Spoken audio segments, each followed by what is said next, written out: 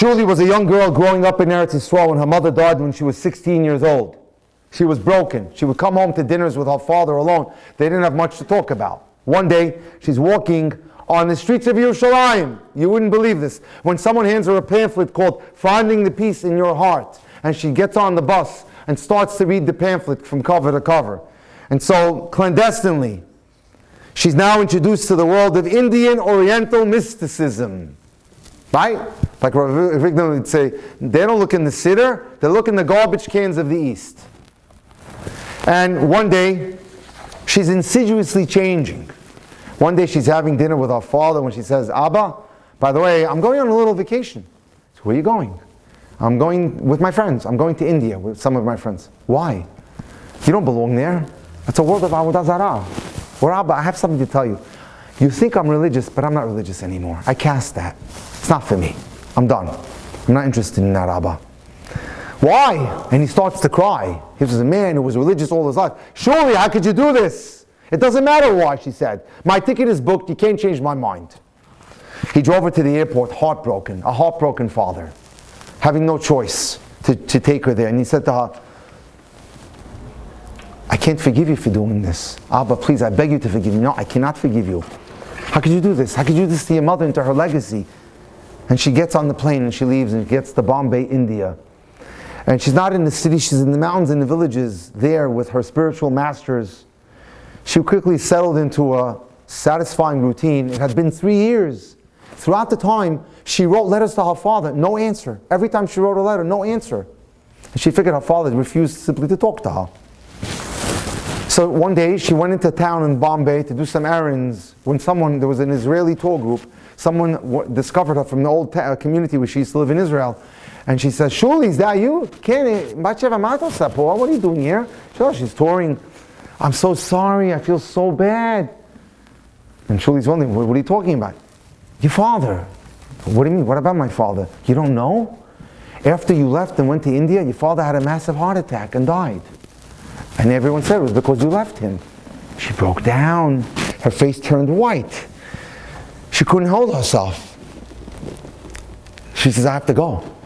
Her friends who were with her in the same compound, the Indian, what do they call that? The temples. What are you going to do? He says, I'm going back to Israel. I got to go. I got to pray. I have to go home. I need to daven. I got to go back to the kosel. So their friend said, no, you can daven here. Not here. I got to get out of here. She lands in Israel. And she's taken to the kosel. Disoriented. She hadn't slept in 3 days. She found herself crying. She cried for the past. She cried for what she gave up. She cried for the terrible pain and agony she had caused her father. The fact that she made him literally pass away. She had, been responsible for his death. She felt a tap on her shoulder, and it was an old lady with beautiful eyes who felt bad for her, seeing this young girl cry. Is everything okay? She tells her she has problems. She says, here, take a pen and paper, write it down and stick it in the wall. So she took a pen and paper and she wrote the following, Abba. She wrote a letter to her father. Abba, here I am in Yerushalayim, Ira Kodesh, standing near the kotel, feeling you. I feel your presence. I beg you, Abba, please forgive me for hurting you so. I didn't mean to cause you so much pain. I don't know what happened to me. Can you understand me, Abba? I was hurting so much because Mommy passed away. I was searching for someone to take away the pain. It wasn't your fault, Abba. Please forgive me for taking your life. I took your life. I'm so sorry, Abba. I promise you that I'm going to do tshuva. I'll go back to what I was before. I'll be the same Erlicha Adin, refined girl I was in the past. Believe me, Abba, I'll be better than before, stronger than before, more dedicated than before. How I wish I could tell you this personally, Abba. Please forgive me. Clutching the note in her hand, she sticks it in the kaisel, and mysteriously, it pops out. She goes to another stone, sticks it, and it pops out. A third time, and it pops out. She decides to go to where the mechitza is, and sticks it behind the mechitza and the men's side. So she sticks it inside there, and it stays there, but another note pops out. She says, I'm not reading someone else's note, but somehow, she was thinking, maybe Hashem is sending me a signal. Ladies and gentlemen, you have to hear this.